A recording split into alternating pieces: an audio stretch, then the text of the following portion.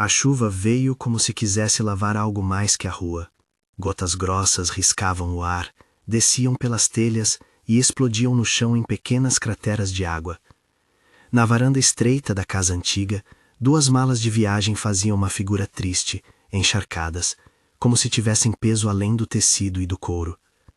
Maria Madalena apoiava as mãos na beira do degrau, o cabelo molhado colado às têmporas, os olhos tentando encontrar nos rostos dos filhos um fio de compaixão que não vinha. «Mãe, isso é melhor para todo mundo», disse Marina, a voz controlada como quem passou anos praticando silêncio para não chorar. «A casa é pequena, a gente precisa vender. Não dá para cuidar de você aqui». Michel olhou para a rua, como se a água tivesse alguma resposta lógica. Juliana, mais jovem, apertava os dedos até os nós dos dedos ficarem brancos, hesitando entre a razão e algo que lhe apertava o peito. Maria não respondeu de imediato. Havia naquela mulher de mãos calejadas e coluna curva pelos anos um tipo de dignidade que não se abria a justificativas fáceis. Ela sorriu, um sorriso de quem já havia feito escolhas que feriam menos do que as que lhe eram impostas naquele instante. «Vocês acreditam que eu não sei o que é melhor?» A voz vinha baixa, sem acusação, apenas verdade. «Só peço, me deixem ir com o que tenho». Marina afastou-se um passo. «É isso, pega as coisas e vai. Ajudamos com o táxi até a rodoviária. Não é nada pessoal, mãe». A expressão de Maria mudou, não por surpresa, mas por uma velha compreensão que custara anos de noite sem dormir. Ela inclinou-se, fechou as malas com mãos trêmulas e, ao erguer-se, o degrau molhado traiu seu equilíbrio. Um pé escorregou. A poeira misturada com a chuva transformou-se em lama que manchou a barra do vestido. Um grito contido partiu de Juliana. Ninguém correu a tempo. Maria caiu de joelhos na lama fria, os dedos das mãos afundando no barro. A cena, tão simples e brutal, aliou o silêncio da chuva a um ruído seco de vergonha que parecia atravessar as paredes da casa. Alguém por ali poderia ter intervido. A rua não estava vazia. Dona Conceição, a vizinha de porta ao lado, encolhera-se no batente com a xícara de café esquecido na mão, chocada, incapaz de atravessar aqueles passos e dizer aquilo que sempre se pensa ser simples. Não façam isso. Mas ficou. Assistiu. A chuva era testemunha e verdugo. Maria levantou-se sozinha. A lama cobriu as mangas do vestido, riscando lembranças de anos de trabalho. Ela ajeitou a mala com calma, como quem organiza memórias. Na outra mão, uma pequena caixa de madeira que havia trazido da cozinha. Nada que justificasse o gesto dos filhos, pensaria qualquer estranho. Uma caixa com fotos amareladas, algumas cartas, recortes, todo o resto que uma mulher guarda para não perder a si mesma. Colocou a caixa ao lado das malas, respirou e caminhou rumo ao portão, sem pressa, carregando mais história do que bagagem. «Não é justo», murmurou Juliana, quando a porta fechou atrás da mãe. Marina manteve a mão firme no trinco. Michel fechou os olhos por um segundo, como quem limpa o rosto de lágrimas que não quer admitir existir. As roupas encharcadas da mãe desapareceram na rua. A chuva abafou seus passos. Ninguém a acompanhou. Ninguém tirou do chão aquela lama que agora marcava a alma de todos. Por instinto, o narrador que observa sem invadir pergunta: por que os filhos fariam isso? Não há resposta simples. Às vezes o cálculo frio, dinheiro, espaço, tempo, se disfarça de pragmatismo. Outras vezes o orgulho e a pressa conduzem gestos que parecem necessários, até que a ausência se mostre irreparável. A pergunta fica no ar, pesada como o som distante da água caindo. Se esta história está te tocando, fica comigo até o final. O desfecho é do tipo que muda quem olha. A chuva abriu brecha para o flashback. Antes daquele dia, aquela casa fora palco de outros invernos, de tantas noites e manhãs fixadas na textura das mãos de Maria. Era uma casa erguida, tijolo a tijolo, literalmente. Ela e o marido, Augusto, tinham comprado os materiais à medida que o dinheiro de algum serviço vinha, uma telha de cada vez.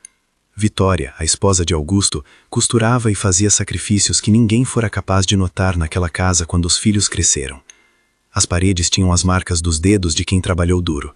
Havia manchas de tinta e remendos que eram como cicatrizes de uma vida construída com afeto. Maria lembrava-se de noites em claro, unindo pontos na máquina de costura, olhos ardendo, para que os filhos tivessem roupas quando a escola reabrisse, para que a geladeira não ficasse vazia mais do que o necessário. Lembrava-se de um caderno gasto onde anotara despesas, prestações pagas e promessas feitas aos filhos. Ali, entre as folhas, existiam recibos enrolados com linhas de costura, pequenos pedaços de papel com números apertados, todos provas silenciosas de um amor constante. Fora ela quem renunciara a coisas pequenas e grandes. A forra da casa, uma cirurgia, as férias, sempre em nome de alguém que depois julgaria que a vida seria mais prática sem sua presença. A memória vinha com cheiro de tecido molhado e café passado no fogão a lenha. Havia cartas também, algumas nunca enviadas, a tinta acastanhada amassada entre os dedos. Cartas que falavam de saudade de uma família grande, de tardes com as irmãs de Maria, de um nome que ela carregava até antes de trocar tudo por uma vida simples: Cavalcante. O sobrenome surgia em uma foto em que seus pais, Augusto e Vitória Cavalcante, os mesmos nomes que os filhos quase ignoravam, sorriam com orgulho. Aquilo era passação, uma herança de origem que Maria, por amor, havia deixado de lado. Não porque não importasse, mas porque escolhera outro tipo de riqueza: a presença. No presente, a chuva apressava o caminhar de Maria. Ela não tinha para onde ir naquela noite.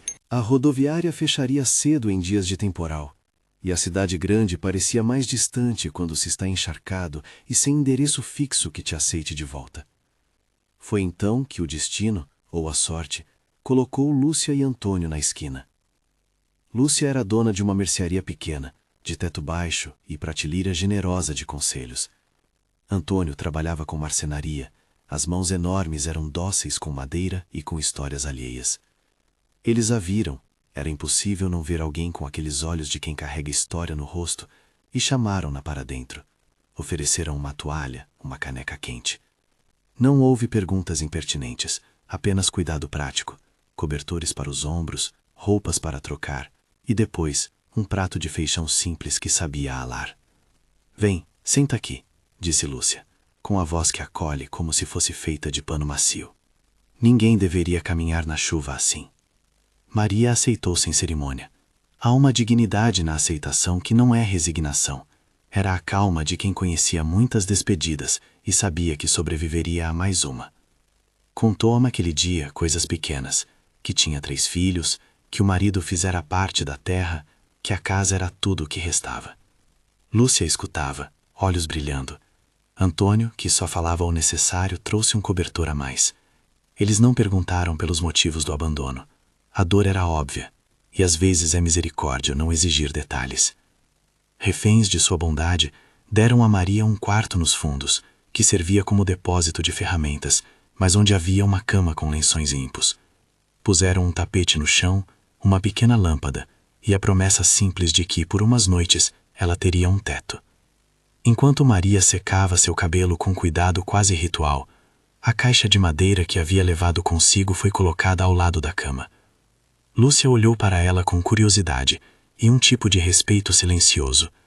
Sempre que alguém chega com menos do que pede, costuma trazer consigo algum tesouro que vale mais do que o ouro. A caixa não parecia pesada, mas carregava peso, memórias comprimidas. Havia fotos de casamento, de infância, letras escritas em caligrafia de quem teve na pena algo mais que pressa. Havia um documento com o nome Maria Madalena, batida em papel envelhecido. Um registro de casamento que também trazia o sobrenome Cavalcante, em letras quase apagadas. É de família? Perguntou Lúcia, com o cuidado de quem manuseia relíquias. Um pouco de tudo, respondeu Maria, enquanto guardava a caixa no criado mudo improvisado. Coisas que não quis ou não pude dar antes. No outro lado da cidade, a casa dos filhos fervilhava com outra tempestade. Não era a chuva que agitava o ar, era um nervosismo mais seco, uma pressa por finalidades práticas. Depois que a mãe partira, Marina trancara a porta e ligara para corretores. Michel fuçava documentos na garagem, papéis espalhados pelo chão em busca de algo que justificasse suas decisões.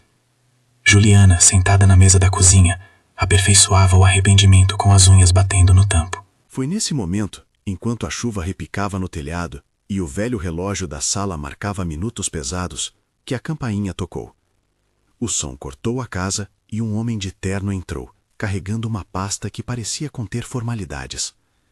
Dr. Estevão entrou sem cerimônia, com um olhar que misturava profissionalismo e gravidade. As cartas da repartição, o tom do rosto, tudo anunciava que não se tratava de uma visita qualquer. Boa tarde, disse ele, tirando o sobretudo. Sou o Dr. Estevão. Posso falar com os responsáveis pela casa? Marina caminhou até a sala, olhos ainda carregados de decisão. Sou eu.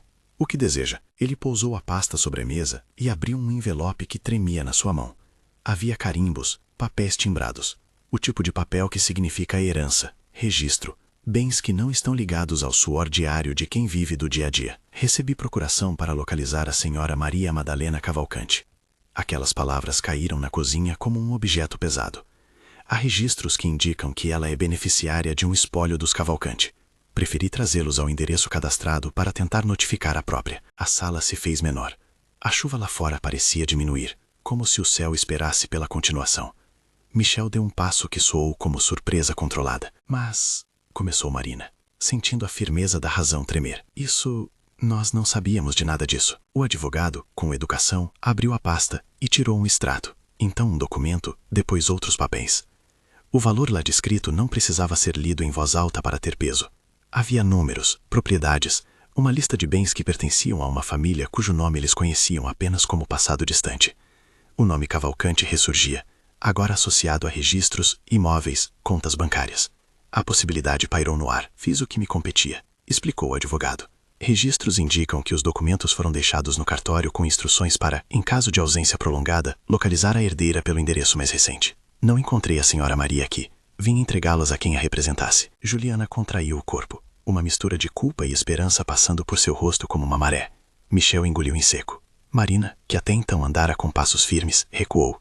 Percebeu naquele instante que a praticidade que a moveu para convencer os irmãos havia se transformado em algo incerto, em pedaços de papel que poderiam valer muito. E o que significa isso exatamente? Perguntou Michel, tentando soar mais calmo do que sentia. Significa que há bens nos quais a senhora Maria é apontada como beneficiária, disse o advogado sem entrar em detalhes. Mas significa também que é preciso localizá-la. Há procedimentos legais a serem seguidos. Não se trata de resgate imediato de valores. Há trâmites.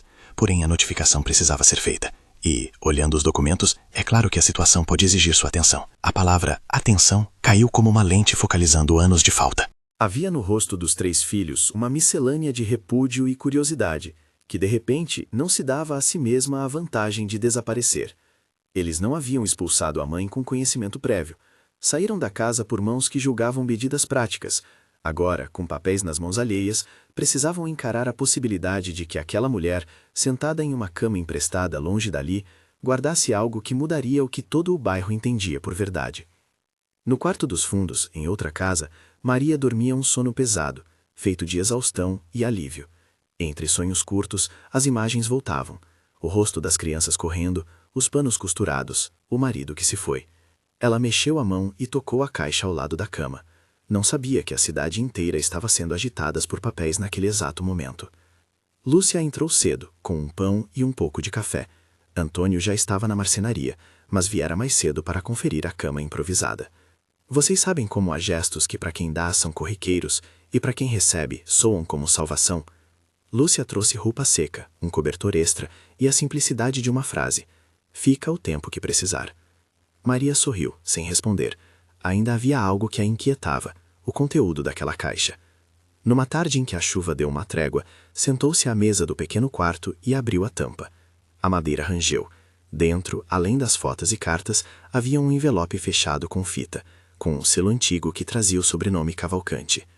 Ao rasgar a fita, achou um documento, um registro de família, um contrato antigo, um pequeno livro com o nome de Augusto Cavalcante como proprietário de terras que na época renderam alguma fortuna. Era possível, lendo com calma, entender que aquela origem havia detido recursos substanciais em tempos passados e que, por razões que a vida impôs, não se transformaram automaticamente em riqueza de conforto para Maria. Naquele envelope, havia também uma carta datada de um tempo em que as escolhas pareciam outras.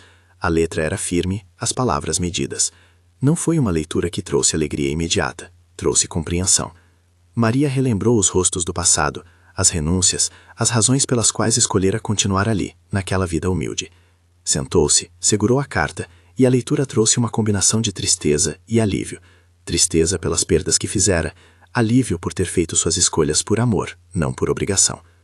Enquanto isso, de volta à casa onde os filhos esperavam, o advogado entregara cópias dos papéis e explicara os passos seguintes: notificação formal, busca por procuração, indicação de contas e testamentos. Marina abriu o envelope com mãos que tremiam, e entre os papéis havia algo que a fez engolir seco. Um documento do cartório pedindo que, na ausência da herdeira, tentassem todos os meios de localização por endereço. Por isso o advogado estivera ali. Por isso agora eles sabiam. Então, disse Marina, procurando por um fio de controle. Ela é mesmo herdeira. Mas por que ela nunca nos contou? Michel fechou os olhos. Talvez porque não era sobre falar. Talvez porque ela escolheu assim. Juliana, que não conseguia esconder a dor, falou baixinho. Temos que encontrá-la. Eu vou procurá-la. Mas as palavras eram insuficientes para apagar a imagem dela, caída na lama. A culpa e a vergonha começavam a se instalar como visitantes indesejados. O advogado colocou a pasta sobre a mesa e, com a clareza de quem lida com procedimentos, começou a enumerar prazos legais, possibilidades de representação e caminhos para a notificação formal. Naquela tarde, a casa dos filhos ficou mais quieta do que a chuva. O que era um cálculo prático transformara-se em uma equação moral. O papel havia acendido uma luz e com ela veio também o frio. Eles não haviam previsto que seus atos poderiam provocar um eco tão profundo. Marina sentou-se na cadeira, colocou os papéis sobre a mesa e por um momento olhou para a janela. Lá fora a rua reluzia. O brilho da água escorrendo pela sarjeta fazia pensar em rins de cidade lavados por uma mesma chuva. No quarto de Lúcia, Maria pegou a carta que havia encontrado e com uma caneta riscada de tempo começou a escrever para si mesma uma espécie de inventário íntimo. Não por ganância, mas por necessidade de clarear as memórias. Cada item que escrevia lembrava-lhe um rosto, uma história pequena, que somada formava a existência dela. Sentiu por um instante a tênue possibilidade de que aqueles papéis e registros pudessem mudar algo, mas não mudou a decisão inicial de que, se um dia precisasse receber algo, acho que faria aquilo que já fazia da vida, transformar em serviço, não em acúmulo. Era uma inclinação moral que vinha de suas escolhas. Enquanto isso, no bairro, cochichos começaram a correr. Há casos em que notícias e boatos são como lenha, ardem rápido, iluminam pouco e aquecem menos. Alguns vizinhos falaram baixo que ouviram dizer que havia algo nos Cavalcante. Outros lembraram de histórias antigas que passavam de boca em boca, terras, fazendas, parentes distantes. Mas o núcleo da verdade ainda dormia, fechado à espera de quem tinha autoridade para destrancá-la. À noite, após a primeira leitura dos papéis, Marina ligou para Juliana. A conversa foi curta, feita de frases soltas e dicas de onde começar. Michel pegou o carro e saiu em busca de quem pudesse auxiliar na localização da mãe. Cada um, em seu movimento, carregava um peso que não se desfazia. Havia vergonha, havia um fio de esperança, e havia também a urgência de arrancar daquela situação mais do que uma correção material. Queriam, em algum canto de si, reparar algo que havia sido quebrado. O advogado prometera assistência legal para localizar Maria. Disse que se a encontrassem, haveria procedimentos para formalizar a notícia. Não era instantâneo. Havia prazos e registros, audiências e assinaturas. Contudo, o simples fato de que o nome dela surgir em papéis de valor foi combustível para a culpa que queimava e também para um plano, ainda incerto, de reconciliação. Na casa de Lúcia, Maria sonhou com a infância. Acordou no meio da madrugada, olhou à janela e viu a rua brilhando sob a luz amarela do poste. Havia uma paz triste no ar. Ao seu lado, a caixa de madeira permanecia fechada. Decidiu não abrir tudo de uma vez. Algumas verdades, pensou, suportam-se melhor quando desveladas com calma. Guardou a carta debaixo de um livro velho e foi dormir novamente. O calor do cobertor era pequeno consolo, frente à tempestade que começava a se formar do outro lado da cidade. Quando a manhã amanheceu, com nuvens ainda preguiçosas, uma vizinhança inteira já falava na possibilidade. Juliana voltou aos primeiros passos, visitar orfanatos, abrigos, igrejas, perguntar, procurar. Michel consultou uma vista de contatos, um detetive particular que conhecia alguém no cartório. Marina buscou na memória os momentos da infância que pudessem indicar locais onde a mãe costumava frequentar. O ponto comum a todos era a mesma palavra solene: reparação. Por fim, dois caminhos paralelos começaram a se desenhar. Um, legal e burocrático, guiado pelo advogado que havia pousado a pasta sobre a mesa. Aquele caminho poderia trazer a notícia formal de bens, documentação, inventário. Outro, mais humilde e lento, era o caminho do encontro físico. Procurar a mãe, pedir perdão, entender as razões que a mantinham onde estava. Ambos caminhavam lado a lado, e entre eles a vida demandava tempo. O relato poderia parar aqui e deixar a conclusão para quem quisesse imaginar. mas as histórias verdadeiras insistem em mostrar que o vento que levanta poeira não se detém nas esquinas. Ele segue e provoca mudanças. Ainda restava, no entanto, um nó por desatar: o conteúdo da caixa, o que Lúcia vira em seus fragmentos, e a figura do advogado que colocara sobre a mesa a possibilidade de uma riqueza inesperada. Tudo isso criava uma tensão que fazia o ar vibrar, como corda de violão tensa antes do primeiro acorde. Aquela tensão era a promessa de que as próximas horas poderiam trazer redenção ou mais dor, dependendo da disposição de quem iria se mover primeiro. E foi justamente no instante em que Michel fechava o telefone com o detetive que uma notícia atravessou a cidade em sussurros. Alguém afirmara ter visto Maria na casa de Lúcia. A informação era incerta, os detalhes superficiais, mas já bastava para fazer com que os 3 filhos, cada um com sua vontade, se pusessem em marcha para onde a verdade talvez morasse. Alguns foram rápidos por orgulho, outros por remorso, todos por necessidade de reparar aquilo que a chuva, naquele dia, havia exposto como ferida. Michel acelerou o passo antes mesmo de pensar. A chuva, que diminuíra desde a manhã, agora vinha fina, como finas agulhas que insistiam em lembrar o que havia acontecido. O carro passou mais rápido do que devia pela rua encharcada. Nas laterais, reflexos das luzes pareciam duplicar as lembranças. Cada luz era um pensamento. A mãe caída, a mala, a caixa. Chegou ao portão de Lúcia num ímpeto de culpa mesclado com raiva, como se, chegando primeiro, pudesse atropelar o arrependimento.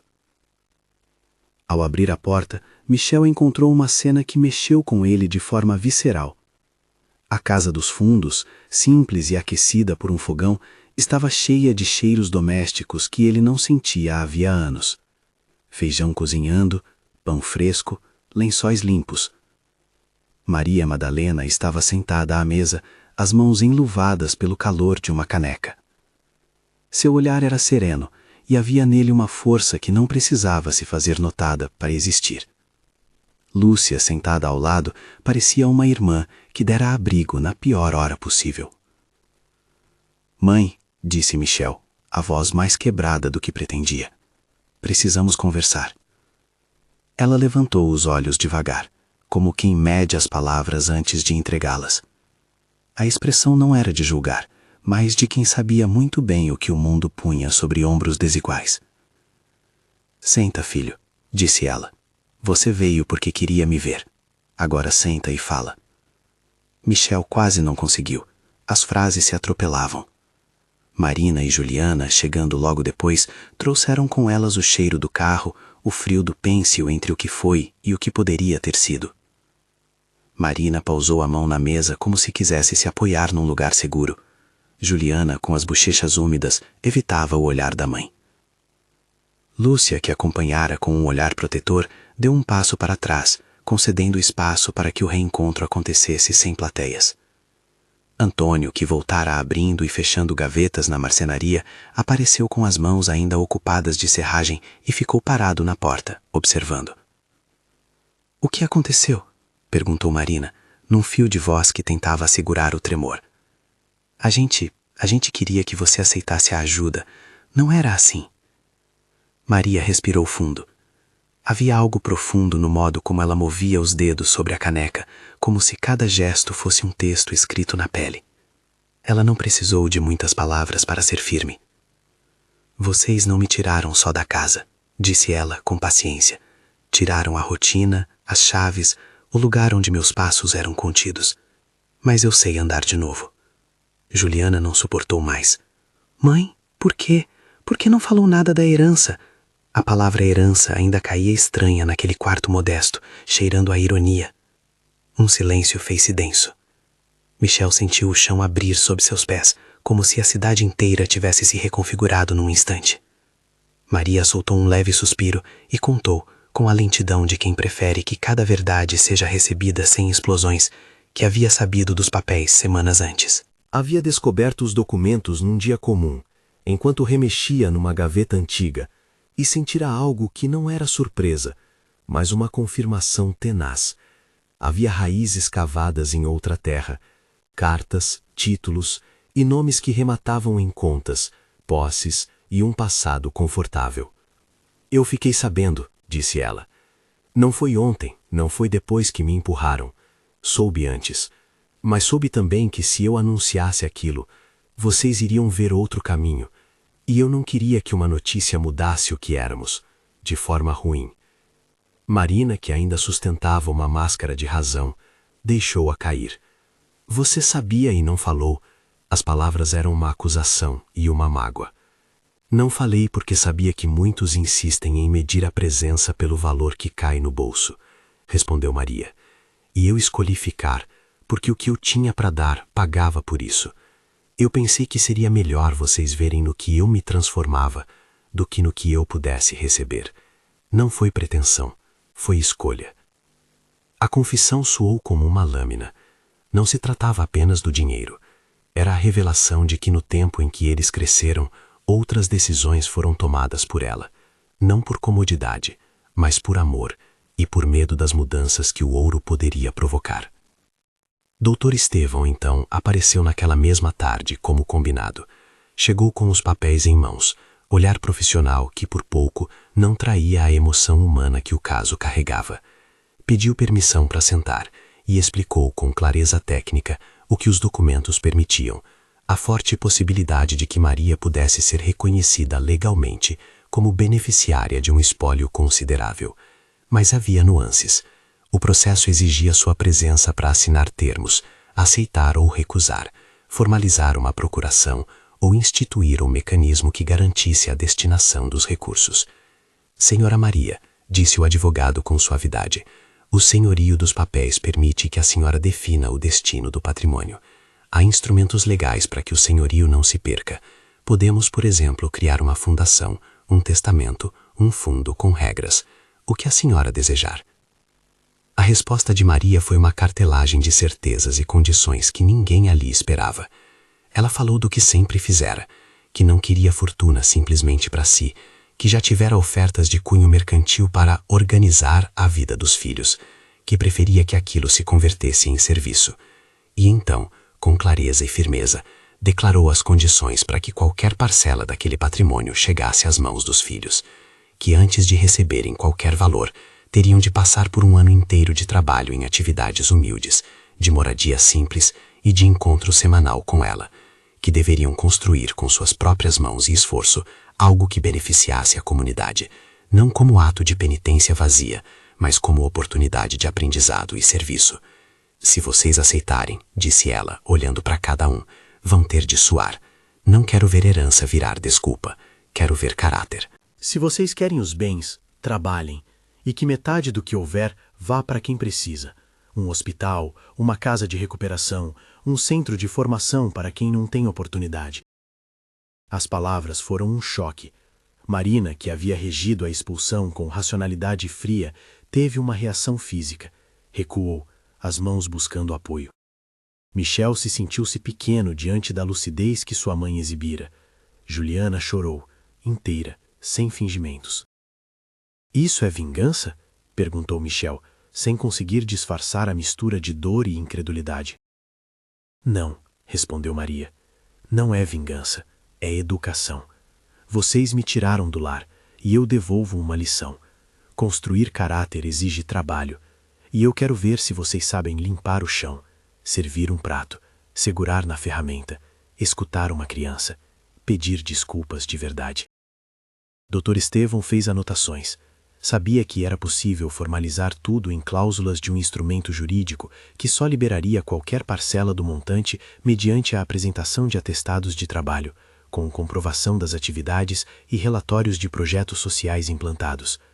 Ofereceu-se para intermediar e montar a estrutura legal que garantisse a transferência ao término de 1 ano, sob condições nas quais cada filho teria sua cota vinculada ao cumprimento de tarefas e à comprovação de serviço comunitário.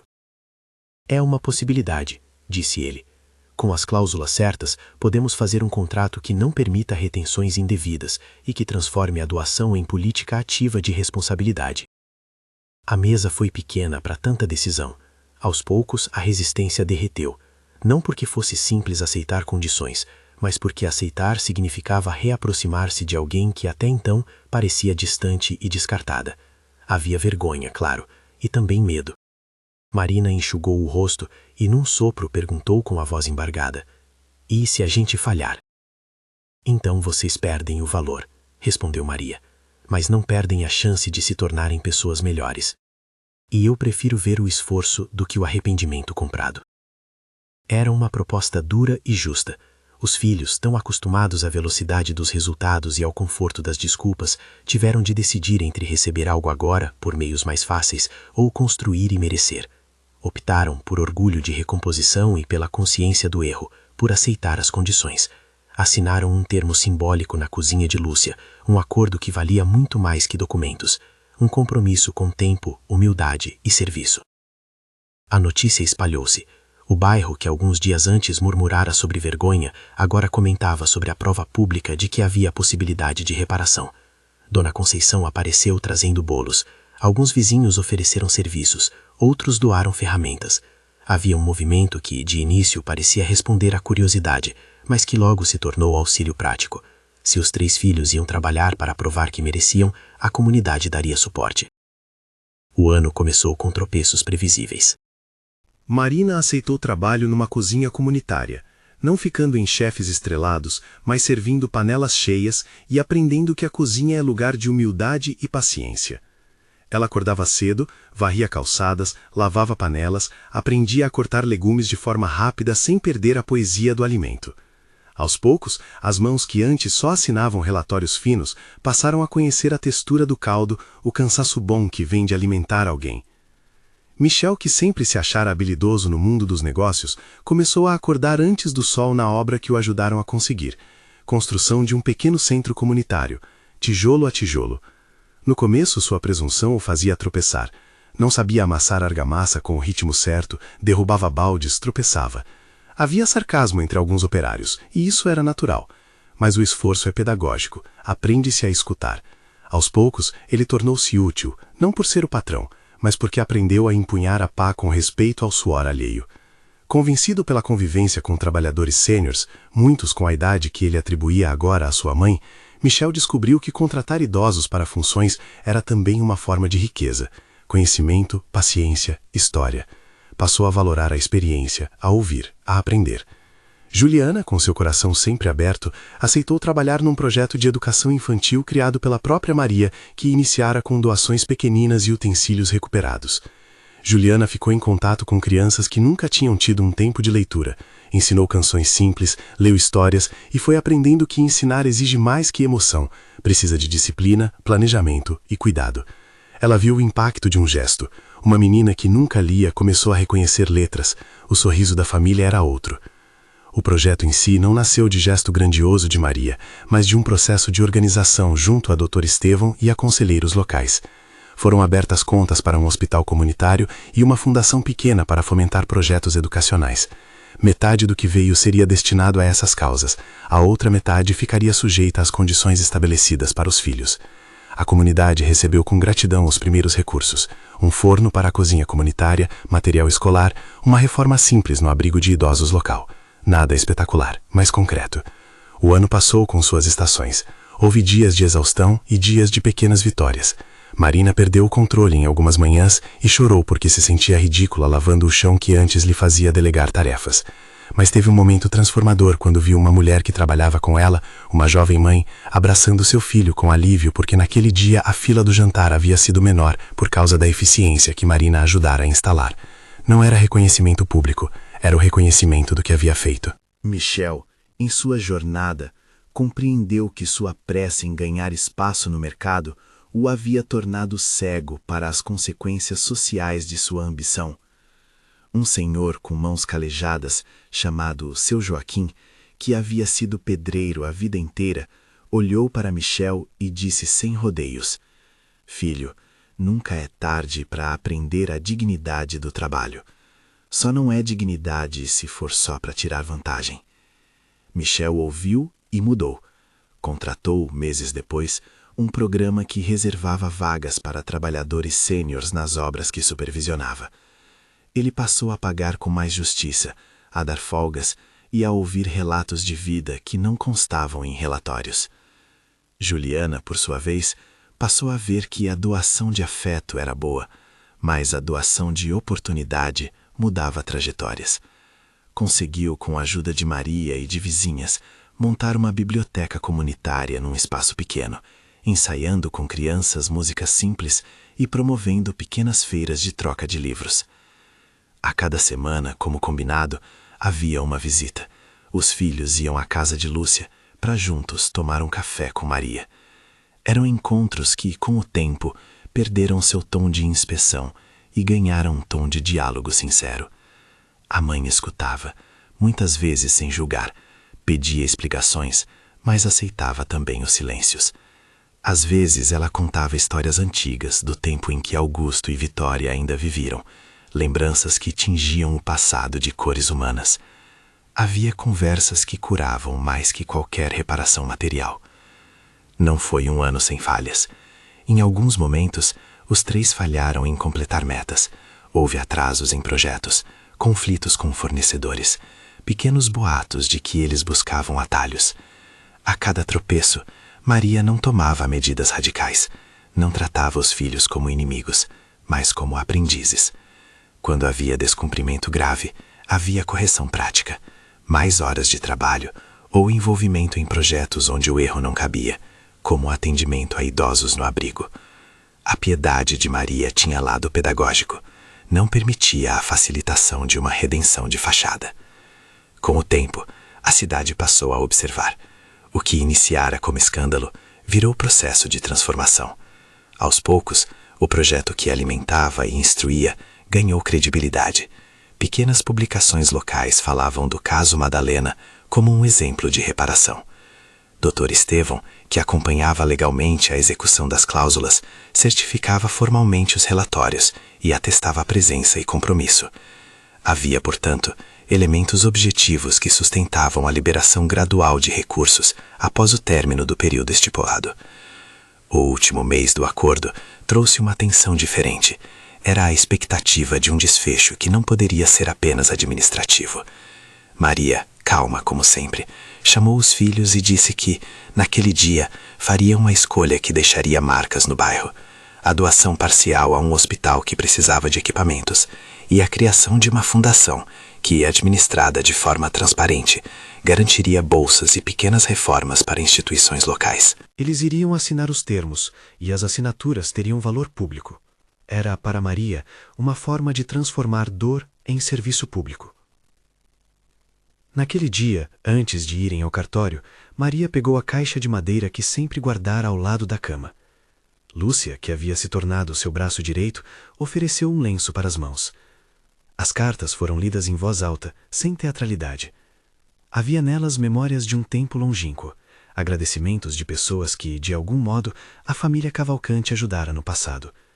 Havia também instruções, escritas de maneira simples, indicando que quem quisesse poderia destinar recursos a causas que considerassem importantes.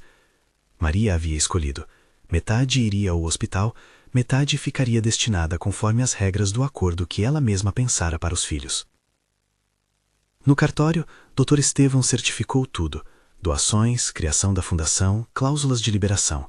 O documento que permitia a futura liberação da segunda metade do patrimônio ficou registrado com cláusulas que exigiam, além da comprovação de trabalho e da moradia simples, a apresentação de projetos que beneficiassem a comunidade e a publicação de relatórios anuais de transparência. A família assinou e as assinaturas foram fotografadas e arquivadas.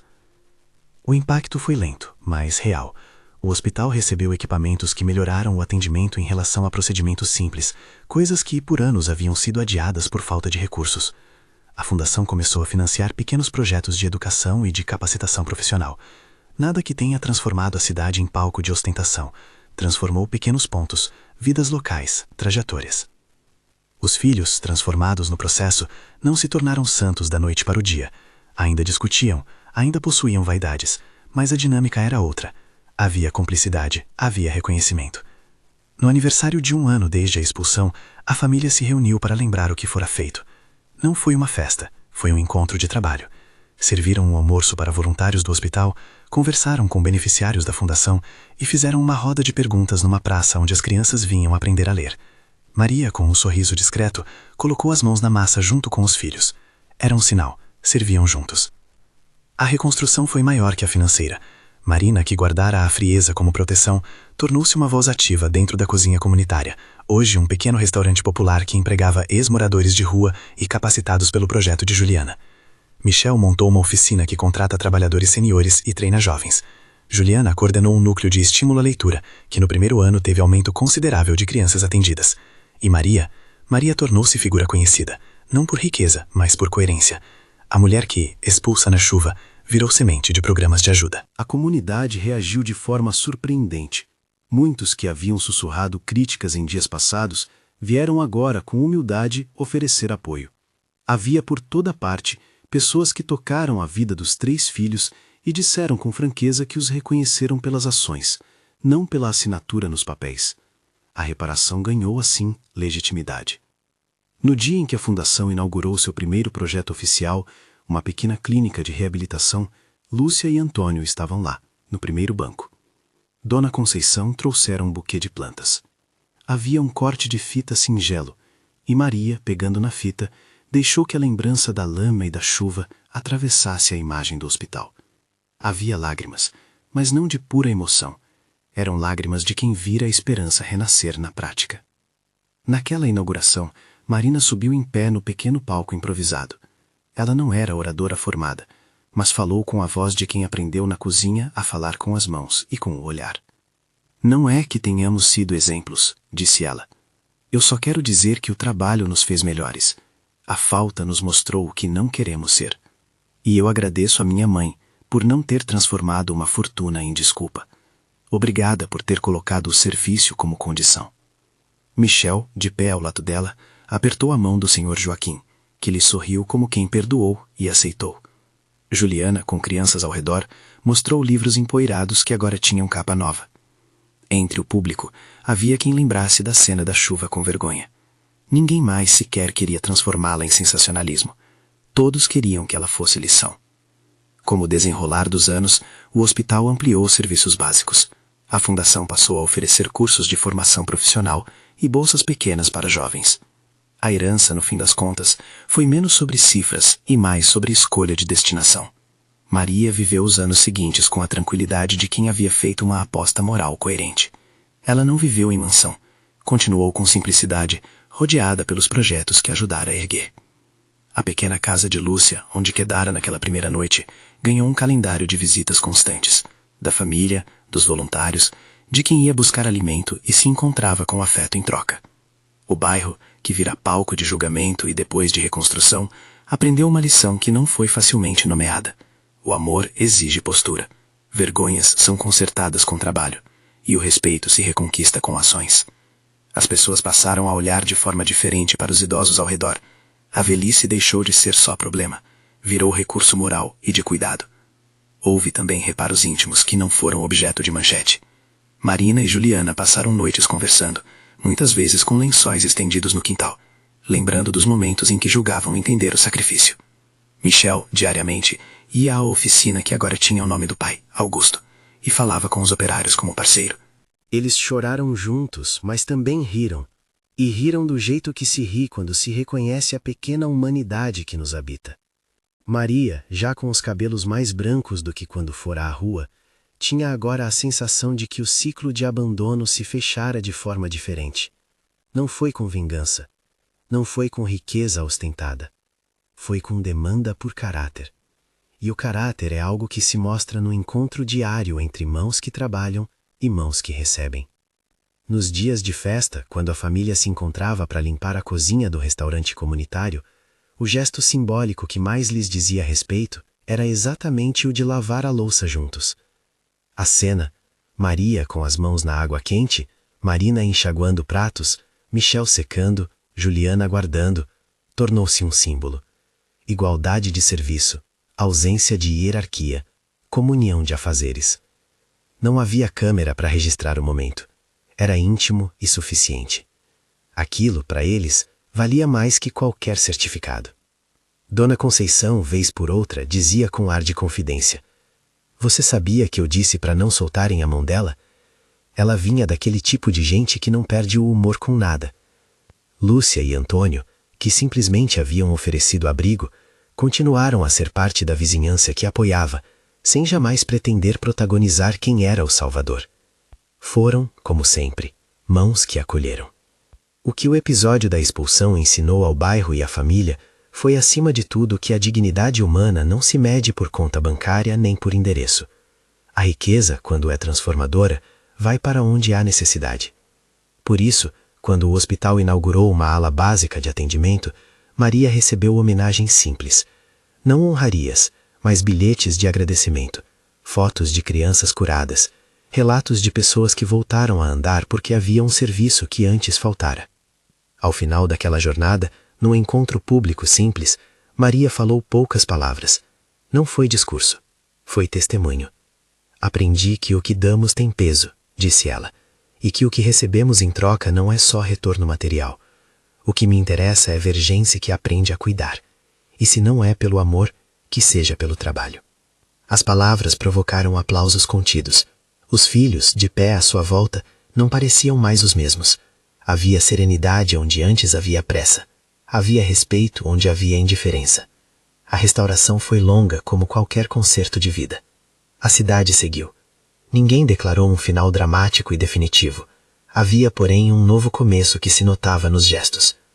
Pessoas que, naquela manhã de chuva, haviam permanecido no batente e nada disseram, como Dona Conceição, agora tomavam outros caminhos. Falavam, ofereciam ajuda. A conversa pública mudou. O que podemos fazer substituiu o que aconteceu. Numa noite de lua minguante, algum tempo depois, Maria sentou-se na varanda da casa reformada de Lúcia, olhando para a rua onde uma vez deixara suas malas. Havia uma leve brisa que cheirava a terra molhada, um cheiro que, para ela, era memória e perdão ao mesmo tempo. Seus olhos, cansados, sorriam. Não havia nenhum triunfo ostentoso, apenas a paz de quem cumprira um desígnio que sempre foi íntimo, transformar a dor em serviço. Quando pensa-se no início, naquela cena brutal da chuva e da lama, o que impressiona não é só o desfecho em termos materiais, a herança, mas como a história mostrou que a justiça pode ser prática e pedagógica. Maria poderia ter exigido tudo e exibir riqueza. Preferiu exigir caráter, porque sabia que a verdadeira medida de um homem não está no que ganha, mas no que faz com o que tem. Se eu pudesse deixar uma pergunta com vocês agora, seria esta: o que faremos se amanhã descobrirmos que alguém que conhecemos precisa ser reconquistado? Será que a pressa do cálculo nos fará abandonar quem amamos, ou teremos coragem de construir, tijolo a tijolo, o que é essencial? Se essa narrativa tocou você por qualquer motivo, compartilhe nos comentários uma lembrança de um momento em que precisou perdoar ou pedir perdão. Talvez sua história ajude alguém que está agora à beira da chuva a encontrar uma porta aberta. E se puder, pense em apoiar iniciativas que cuidam de idosos em sua cidade. Pequenos gestos, como doar tempo ou objetos em bom estado, podem ser o começo de uma transformação real.